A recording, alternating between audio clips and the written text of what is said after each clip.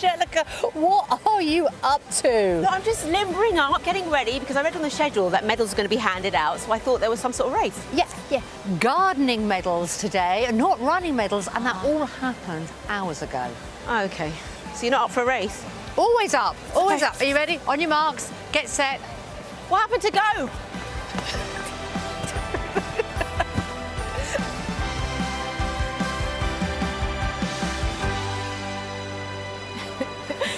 Nicki, you beat me. Of course. Welcome back to Chelsea, where the weather is hot and so is the talent. So many of our growers and designers will have woken up this morning with butterflies as the RHS judges hand out those all-important medals. It's been a big day for them, and we'll be revealing some of those results very soon. Medals aside, we have a packed programme for you today from the RHS Chelsea Flower Show 2021, an event supported by M&G. NHS GP and tele-doctor Amir Khan will be telling us how gardening and wildlife have got us all through some tough times during the pandemic. Frances Tophill will be tackling your gardening dilemmas in our Chelsea clinic. And as autumn is the perfect time to start planning your dream garden for next spring and summer, Toby Buckland's here with his top tips for maximising your outdoor space. But now, you wouldn't think getting up at the crack of dawn would be a treat or an honour, but believe me, it is on Chelsea Medals Day. This is what happened when I accompanied RHS show manager Gemma Lake to catch the designers' reactions as they found out if they'd struck gold.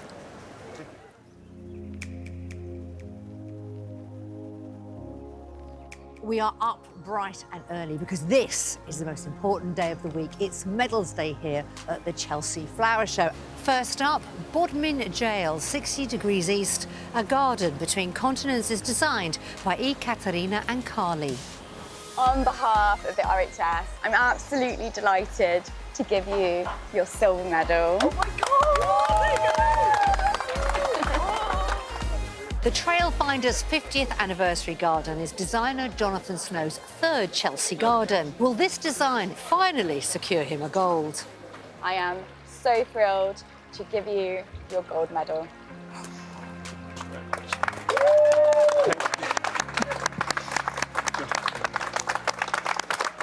First gold? First gold. Does it mean everything? Everything, yeah. First-time Chelsea designers Peter Schmel and Qingyang Chen have brought their Guangzhou garden to Main Avenue. I'm absolutely thrilled to give you your gold medal.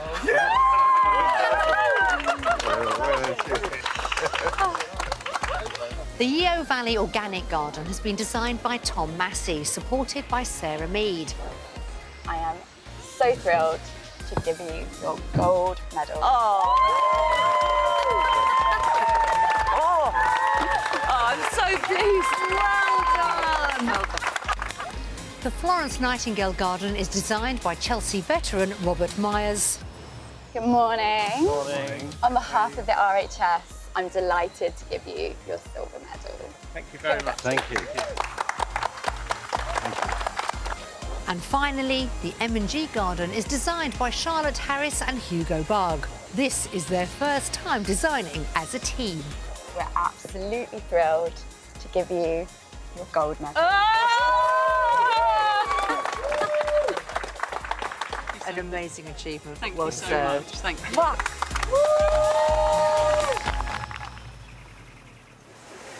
Congratulations to everyone who won medals. But saying that, even just being here at Chelsea is cause for celebration. I mean, we are talking about the most prestigious flower show in the world. And scoring a hit or a miss at Chelsea can be hard to predict, but I've got the inside track from a man in the know. It's the RHS's most dapper judge, James Alexander Sinclair. Oh, sir.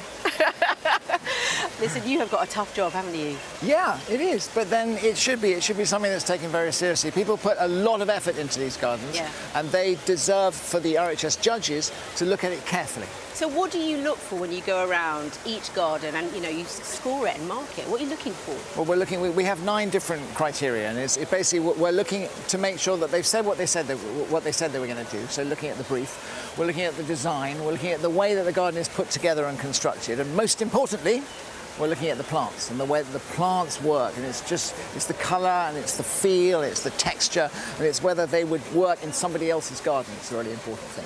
What I notice is how much work each person puts into those gardens, and so it's interesting to hear that, you know, you actually have to take that much time and think about it. It's not just an easy job.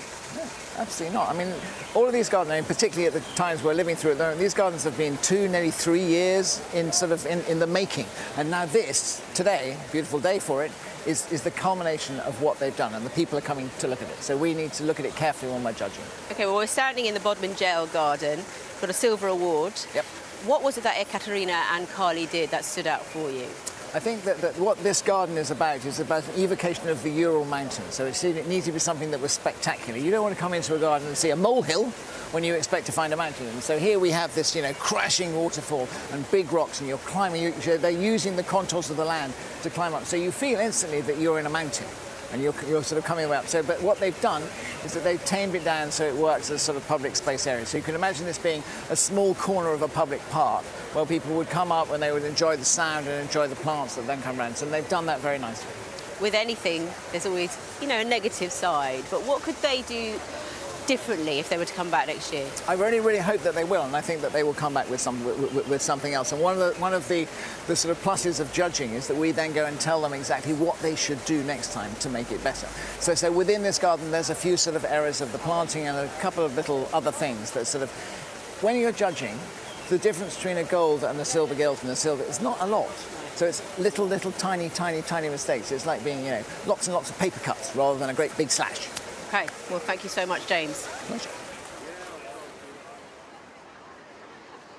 Phew, you can't help but be caught up in the tension and emotion of a day like today. Thankfully this year there are the Sanctuary Gardens, a place to come for a bit of peace and quiet. This is the Calm of Bangkok garden, designed by the team from Gingang Bai. They had to direct the build remotely, can you believe, as they were unable to travel from Thailand for the show. And we know that the system worked really well because they achieved a silver gilt medal. A huge congratulations to them. And it is a fascinating garden for me because I actually live in a city and it represents 2 halves. And I think the designers have been so clever because at the front, you've got this strong palette of colours coming through here. You've got the flowers bursting through with these metal structures that to me look like skyscrapers. So this is busy Bangkok life. And this is where the designers flick the switch, because as you go through here, suddenly everything changes. This is a tropical garden that you could replicate in the UK.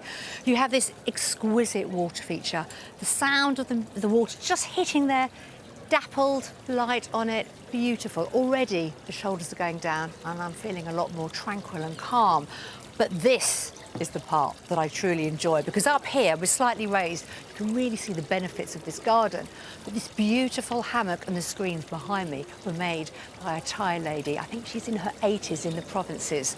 And if I just take a moment and in a ladylike fashion, just sit in this hammock and reflect on the grounds and everybody enjoying these gardens, you do feel a sense of tranquility. This is my sanctuary. So if you don't mind, Angellica, I'm going to hand over to you and enjoy this moment and this garden.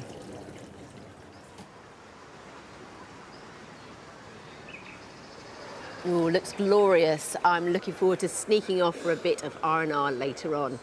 Now, exhibiting at Chelsea is no mean feat at the best of times, but for some growers in the Great Pavilion, the change of seasons has meant that creating their usual display just wasn't possible. So they've had to get creative. Rachel has been to meet the nurserymen and women breaking the mould in 2021.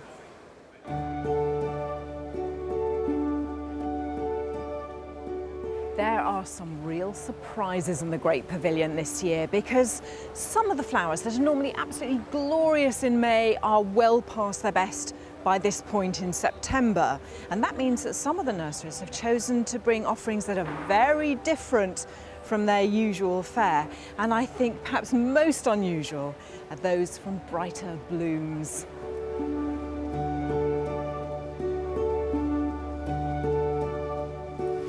It's so lovely to see you again. It's been a bit of a break, hasn't it? It has, definitely. And of course, you're known as a multi-gold medal winning grower of Xanthodeskias, so calla lilies. This year, something completely different. It is totally different, yeah. So a display of baby leaf salad. We've got around about 40 or 45 different varieties. So that includes things like lettuces, kales, pak choys, mizunas, all those small leaves that you see in sort of like supermarket salad bags.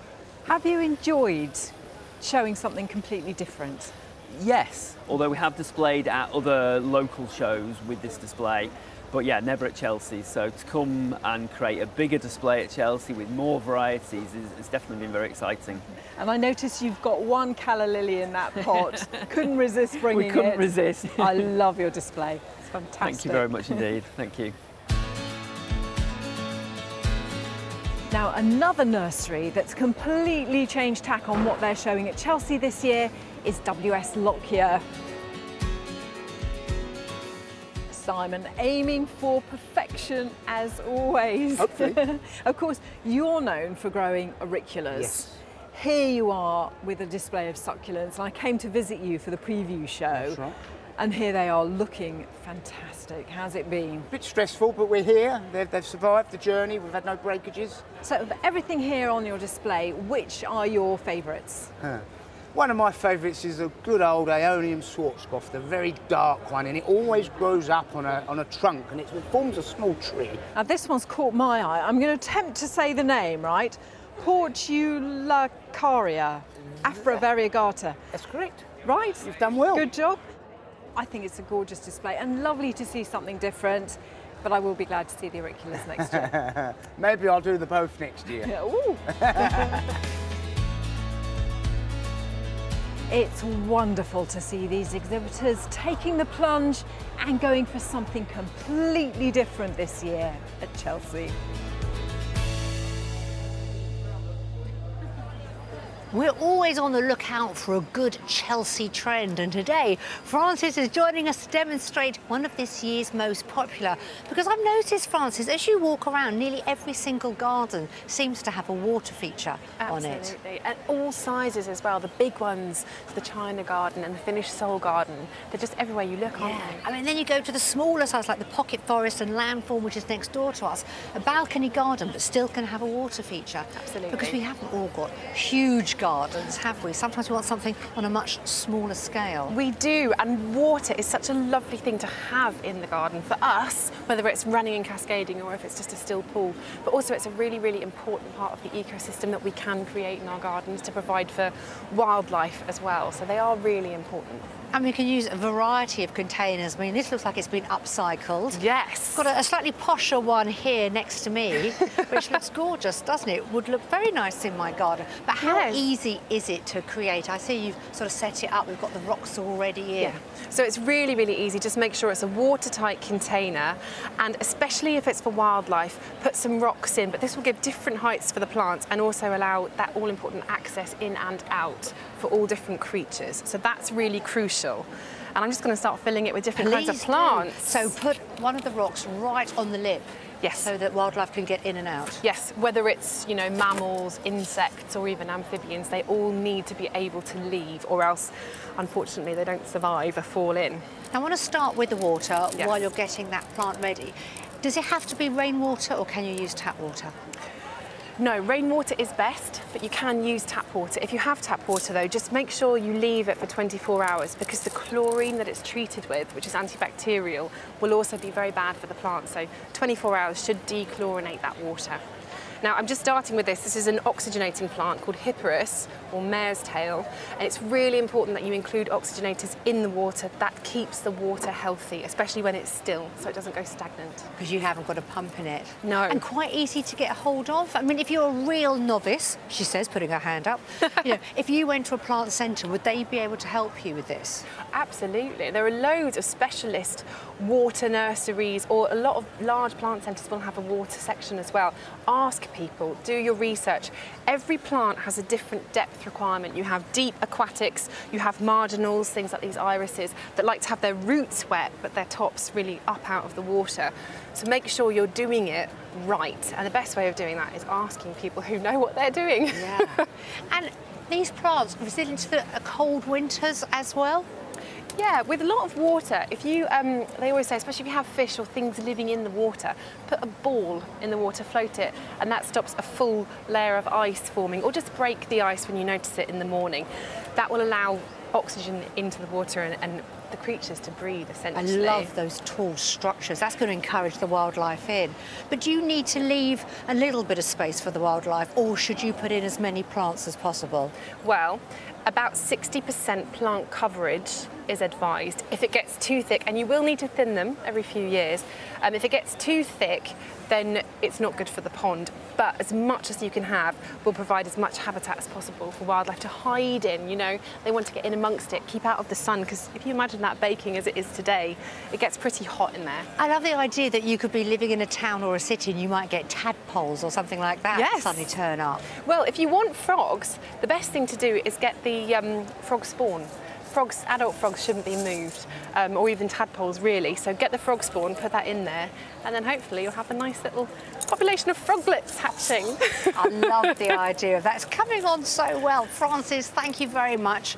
I'd love to take it home with me. I'm not sure how I'm going to get it on the bus. Good luck with that.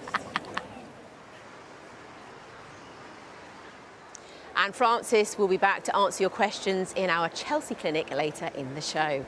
But before that, there is plenty more to enjoy here on Medals Day, including which floral installation snapped up a gold and which exhibit was crowned the best in the Discovery Zone. Consumer King Chris Bavin's here with his 5 essential buys to get a newbie gardener off the ground too. But first, Nicki's got an appointment with the doctor. Thank you, Angellica, and don't panic, I'm not unwell. The early morning stars didn't finish me off, but today I'm delighted to be joined by a man who has refused therapy for his addiction to buying plants. Yes, that's you. It's NHS doctor and TB Amir Khan. Welcome so much to Chelsea, and I believe, Amir, it's your first time. It's my first time. I'm really excited just to get stuck in and see what it has to offer. So tell us about this addiction then to plants, because am I right in thinking when you grew up you didn't actually even have a garden? No, we didn't. So we grew up in inner city Bradford. It was a back-to-back house. We had a backyard where my dad parked the car, but we didn't have a garden really growing up. So we would seek out green spaces in local parks and woodlands and that kind of thing. And you know, you get that instant hit of feel-good factor when you're in there. So when I bought my own home, I was really insistent that we had a garden. And we turned that garden into a wildlife garden, which has just been incredible. And how long has that taken, that whole process? Well, it's an ongoing process. I mean, it's regular trips to the garden centre, lots of planting. I've been banned from buying any more plants. Yeah, we've run out of space, but there's always pots, isn't there, Nicki? There's always pots. But it's taken about 3 years, I think, to get it to where we want it to be. But it's incredible because we've got hedgehogs and badgers coming in, a huge variety of birds, and we get loads of pollinating insects, which we love. You love your wildlife, don't you? You I can do. tell the enthusiasm. But we've got actually Frances doing the Chelsea clinic. So do you have a question for her that she might be able to help you with your garden? I really do, because the plants that we have encourage pollinators in through the summer and the spring and even the autumn time. But I want to know what we can do to help pollinating insects through the winter. What can I plant that will help them survive through to spring? That's a great question.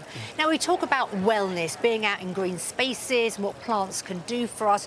And I know we all feel better, especially when we're standing in a beautiful garden like this. But why do they help us so much? Well, there's real science behind it. Now, when we're outside, just standing here, our cortisol levels, the hormone that controls our stress levels, will be coming down. So we're already feeling calmer. And we've got happy brain chemicals, neurotransmitter, that go up, so we feel calmer and happier again. But our blood pressure comes down, our heart rate comes down, and we just feel better. So that hit that I was talking about earlier is all those chemical reactions going on inside of us that just make us feel better. It so does. And when you're wandering around Chelsea, I mean, there's so many plants here that are going to help you mentally mentally and physically. You're going to go off and discover a few more for us, aren't you? I am, yes. So I'm really interested in the medicinal benefits of plants. I talk about this with my patients. Just being out here now, Nicki, we're breathing in phytoncides. These are chemicals given off by all of these plants that will be stimulating our own immune systems to produce natural killer cells, which are great for fighting cancers and viral infections. So just by breathing in this air, we're helping our immune system. Oh, definitely are. That enthusiasm is infectious. Thank you and enjoy. Now, there's lots that's new and exciting at Chelsea 2021, including a revamped category in the Great Pavilion that showcases colour, scent and cutting-edge design, the RHS Floristry and Floral Design Competition. Entrants have chosen to design either a floral window or an installation. Today, Mark Lane has been finding out which installations triumphed in the medals.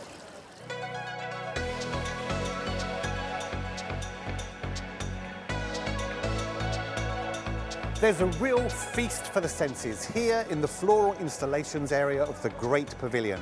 This year, the themes are pollination and the beauty of nature.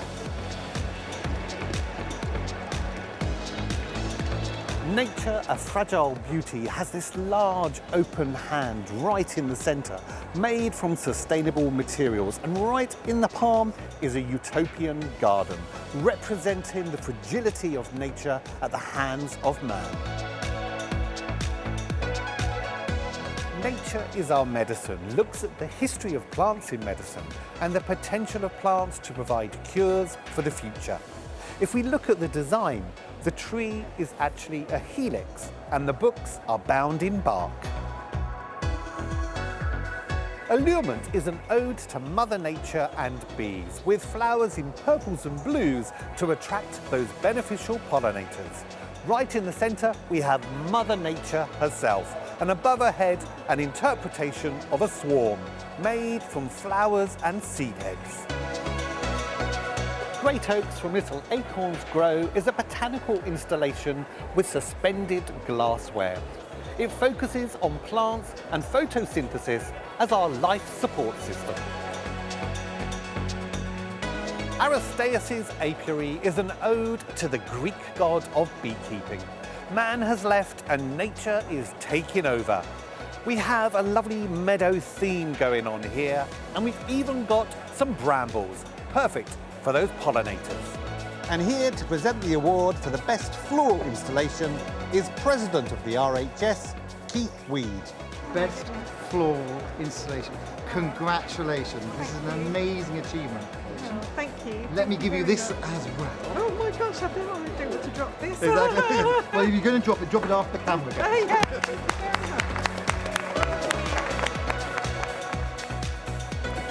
Trudy, congratulations. Thank Best you. floral installation. How are you feeling? Oh my goodness, completely overwhelmed and blown away. It's an awesome place to be recognised, and I do appreciate that. What's the message behind your installation? Yeah, I was in the category of beauty of nature, and I think beauty comes from the inside, not the outside. It was about embracing our relationship with nature. Well, very well deserved. It is an absolutely beautiful installation. Congratulations once again and have a great show. Will do, thank you. A huge congratulations, some really creative ideas. And it's great to see biodiversity being championed. Now, over to Toby Buckland, who's spending the week demystifying garden design, whether you've got a pint-sized space or something a bit more substantial. Today, he's helping you choose the perfect style to suit your space.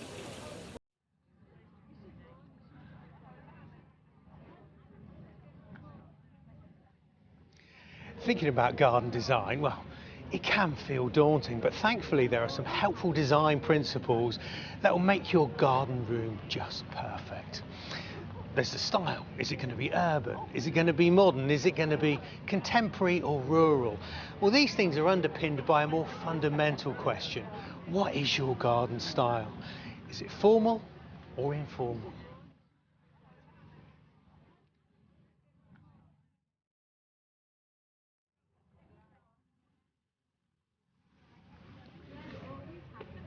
This is Tina Suonio's finished soul garden, and beneath its chic exterior is a perfect example of formal design.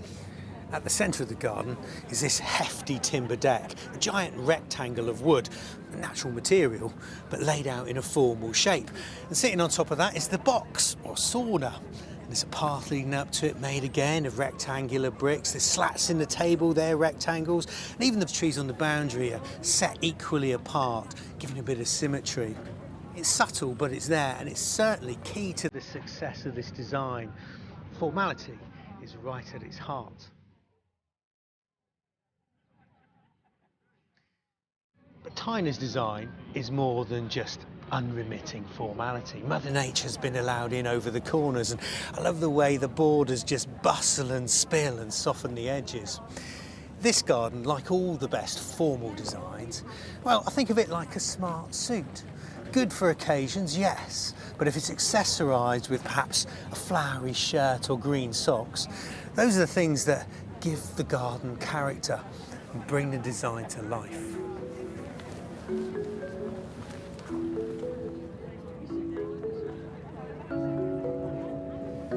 This is the Huangzhou Garden, a design inspired by the mountains and wild areas around the city, and as such it's a perfect example of an informal garden design.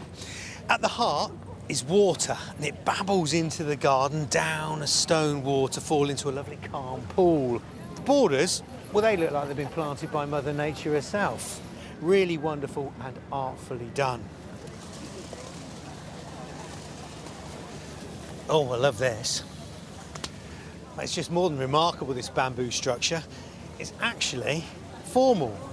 And that formality stands out, gives an edge, if you like, to the informal planting that surrounds it. Just as the softening edge in the formal design added something different.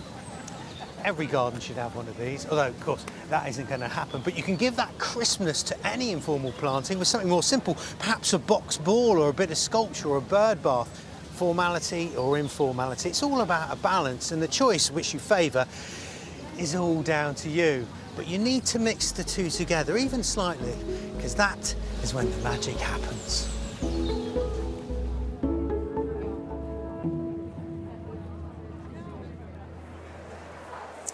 It's mind-blowing how much there is to see and take in at Chelsea.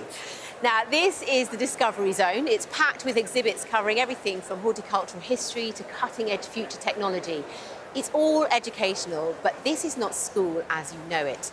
The natural calendar from Sparshot College, this is the stand I'm standing at right now, it's all about climate change and a look at seasonal variations in climate from the past through to the present day.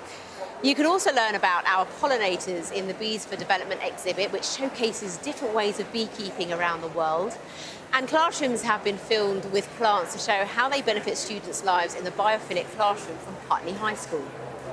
Now, competition for the Best Discovery Exhibit Award is seriously tough, but I'm here to chat to the brilliant team behind My Houseplant Changed My Life, which took that much-deserved accolade earlier today. Congratulations, David. Thank you very much, thank you. It was a book that I wrote about a year ago that highlighted that engaging with plants inside has a positive impact on our mental well-being, and as humans, we're hardwired into nature, and especially with lockdown, where everybody's staying indoors, working on computers, bringing in plants like ferns and a whole host of others, palms and the like, do a great deal to calm us and enrich our lives. And is that why you wanted to put houseplants on the map for 2021? Yes, and in so many different ways. We can see more different variant shades of green than almost any other colour, and of course in TV terms the green room really covers. So I'm bringing in a huge diversity to attempt to show the many different benefits of cleaning the air, making us feel happy, engaging children. All of those aspects can be done inside the home on the kitchen windowsill. What stands out about your stand is that there's different zones about houseplants. You've got 50 on this stand. The ones that stood out for me was the watermelon plant, which I love. Oh, the peperomia, it's gorgeous. The sky plant, which is beautiful, but and the one that cries. Well, the little Tillandsia, it's one of my favourites. It's a beautiful little bromeliad, and if you give it a slight squeeze, you see small tears. It's best not to do it often, of course. The water's there for the plant itself, but the bright colour, and it gets little flowers around the outside. It lifts the heart, it nourishes the soul. There's so much to learn here, and congratulations. Thank you. Now, let's take a moment to get back to basics. By some estimates, around 3 million more people in this country have got into gardening in the last year. And during that time, we spent more than 16 billion on plants, equipment and outdoor furniture. And if money's no object, there are endless gadgets, gizmos and accessories you could fork out for. But what does a keen new gardener really need? Here's Chris Bavin to tell us.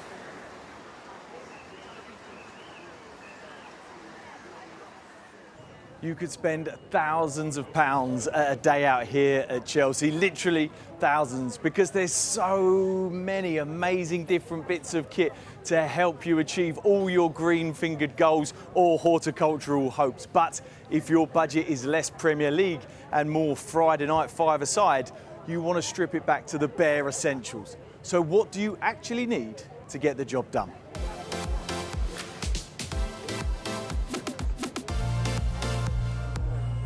One thing you will definitely need is a way to water your plants. So you can either use a hose or a watering can. This one comes with interchangeable rose heads. If you think about that like a shower head, you can either have a much finer spray or a much coarser spray, depending on how tough or how established the plants are that you are watering.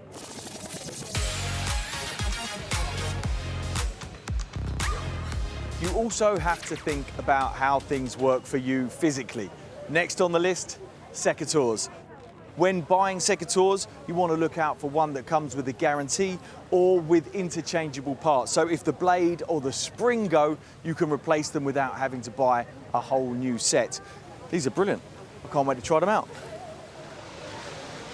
Best not.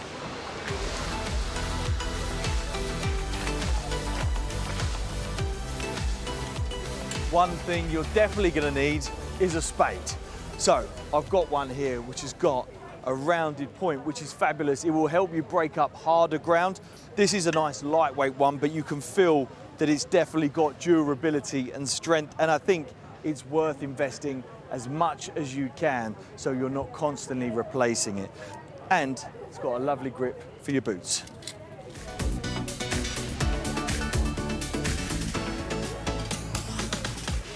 When trying to create beautiful garden spaces with limited tools, it's really important that all the tools you do have are multifunctioning and multi-purpose, like this, the razor hoe. This little tool can do multiple jobs around the garden, from weeding around plants in a flower bed to getting into all those nooks and crannies in your paving. This might be a little tool, but it's got a big heart.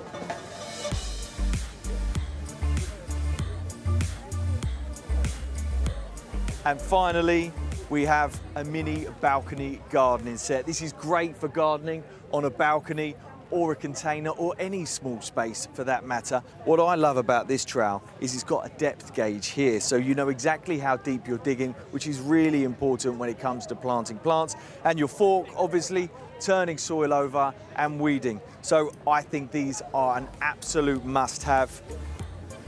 So there you have it. That's my top 5 bits of kit to get you gardening.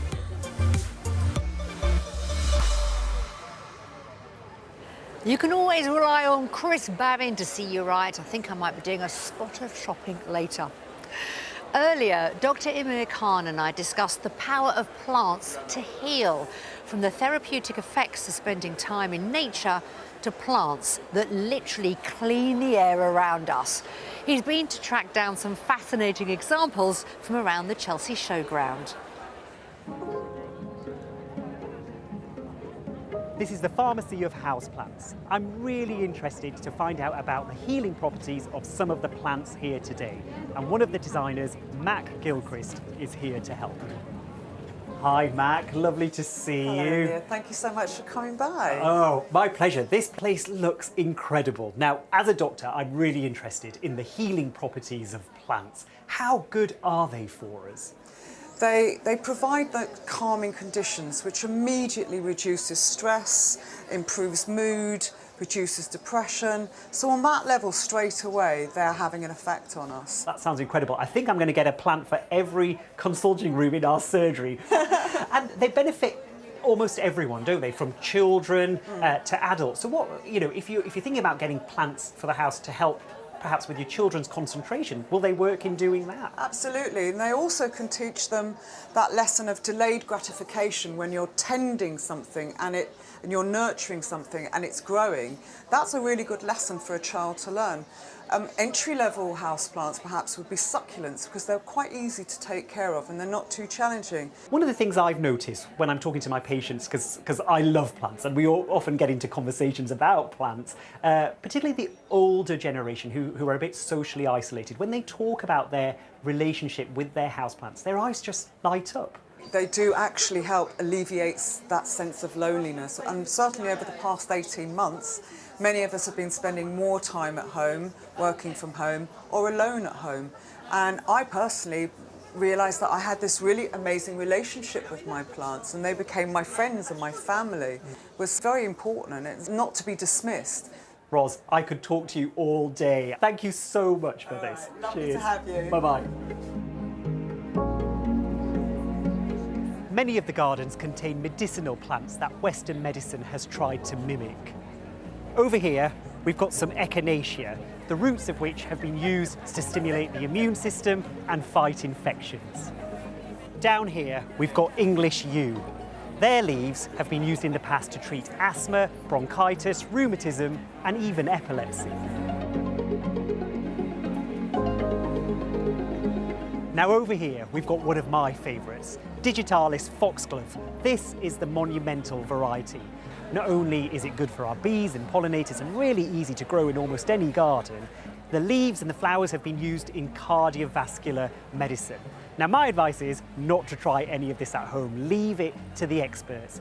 But it is fascinating to learn about the physical and mental health benefits that both indoor and outdoor plants provide for us.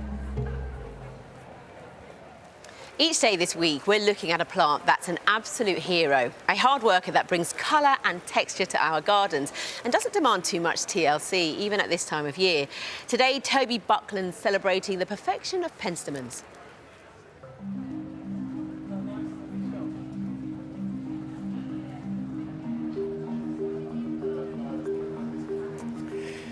The Shakers of North America have a wonderful expression. It's that everything you own should be both beautiful and useful. And penstemons, they certainly fit that bill. This is the gold medal winning stand of Green Jam Nurseries, penstemon specialists. And it's a wonderful display. Although penstemons hark from America, there's one for every single state. Their breeding has largely been done in the UK, making them perfect plants for here because they've been grown to suit our soils. And the range is just wonderful. And not only that, they do that most important thing of attracting bees into your garden.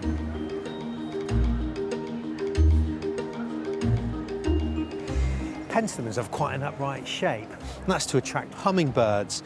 And these little spikes that rise up into the flight path of the birds make it easy for them to hover and just plunder them for the nectar. Lots of different varieties. The oldest ones actually are called the Gem series. This is Pennington Gem, lovely pastel shade.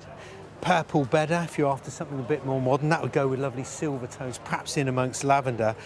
And for a pot, well, one of the more modern varieties, this is Fujiyama. Not so much fireworks, but certainly smoky white.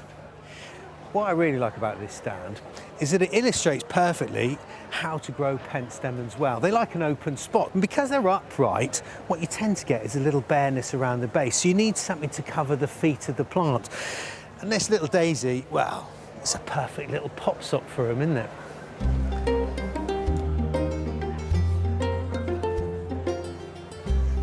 One thing to know about any flower that blooms for months and months and months is they're going to be short-lived. They live fast, they die young.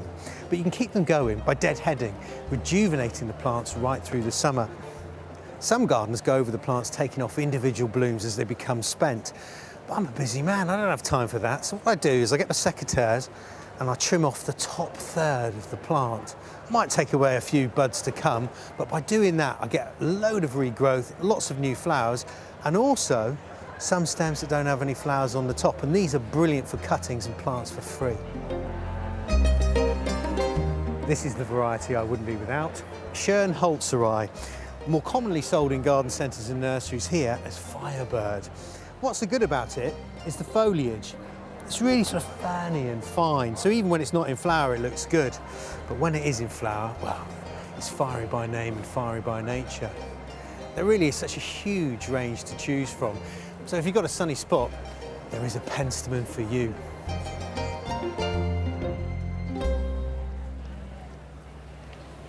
Oh, some really handy tips there from Toby. And speaking of which, Frances Tophill is here with us to answer your questions as we once again throw open the doors to the Chelsea Clinic. Hello. In the hot seat, feeling the pressure. Are you ready? Yes. But can I just say that I loved your pot ponds? Oh, thank you, yes. Did you do anything? No. All Frances's work. Right, let's start off a question with our lovely audience. Sarah Nick, hello. Hello. What would you like to ask Frances? If you don't like coneflowers, rudbeckias, dahlias, what are your suggestions for plants that flower now? There's loads of things, so many flowers now. The hydrangea in front of you, that's a paniculata, that's beautiful, but also things like skimmia that will flower now and then go right through the winter with that flower head as well, so a more shrubby alternative that's really different from that prairie look. Thank you. Good answer, we like that one. Now, earlier on I was with Dr. Amir Khan, who was so enthusiastic about Chelsea. He wants to know, how do you look after wildlife in the garden during the winter? Which is a brilliant question. All the plants, he says, are a little bit sad and dead looking, especially for the insects. What should he be doing? Well, do you know what? Sad and dead looking plants are great for insects. So don't be too tidy. Don't clear it up too much. And if you do clear it up, then rather than throwing those things away or burning them, put them in a pile and that'll be a great habitat. And then plant things, evergreens for nesting birds, and also things like ivy for extending that flower period into the autumn and winter. So just, you know, don't give up on that. Lovely. Don't tidy up. Dr. Amir, don't tidy up. I love that. Jabeda, hello. Hello. I know you've got a good question. Yes, I'd like to know, how can I maximise the amount of tomatoes that I can grow from a single plant in a pot? Okay, well, firstly, this year has been dreadful for tomatoes. They're not ripening, it's been too cold, and blight has got everywhere. So don't beat yourself up. And next year, just choose a variety that you know is good for a pot, so a tumbler or a bush variety. Get as big a pot as you can so there's a big reserve of nutrient and moisture, and you should be onto a winner. Sounds good. Thank you. Time for a quick one from Mary Wood on Twitter. She says dahlias. A little bit of a sore point with Mary. She's planned a pretty show in the front of the garden this year, and the slugs have other ideas. Any tricks to keep the slugs away from her dahlias? Absolutely. It's a theme, isn't it, with slugs? In spring as well. They're very, very tender and delicate, and they're very, very tasty to slugs. Start them off in pots, maybe to keep the slugs away, and then plant them out when they're stronger. And try some sheep's wool. If you circle it around the edges of the dahlias, completely away from the foliage, the slugs, in theory, shouldn't be able to get in until they're nice and big and robust. That's good. That's good advice. Do you like dahlias? I love dahlias, but I have had so many problems with slugs this year because it has been so wet and so warm. Also, if you find the eggs, get rid of the eggs. Little white balls in the soil, that are slugs' eggs. Get rid of them. We love Frances, don't we? Very what good. A brilliant You can come job. back. Yeah, definitely. No, please. Back in the hot seat. Far Is it too that much scary? pressure. Keep those questions coming. The Chelsea Clinic is open all week. Send them to the Gardener's World Facebook page or on Twitter with the hashtag BBC Chelsea. Well, that's all we have time for. Thank you so much for your company today. We'll be back here tomorrow at 3:45 p.m. when Chris Bavin will be asking the experts how to get Chelsea quality plants for free. I'll be reuniting with my old mate Simon Lysett for a masterclass in autumnal flower arranging. And James Wong will be celebrating Japanese anemones, and Rachel Detain will be delving into the mysterious floral art of Ikebana. Before then, join Monty and Joe for their take on the highs and lows of Medals Day tonight at 7 p.m. on BBC Two, when they'll also be joined by star of stage and screen, David Morrissey. But from all of us, it's goodbye. Bye. Good night. Bye.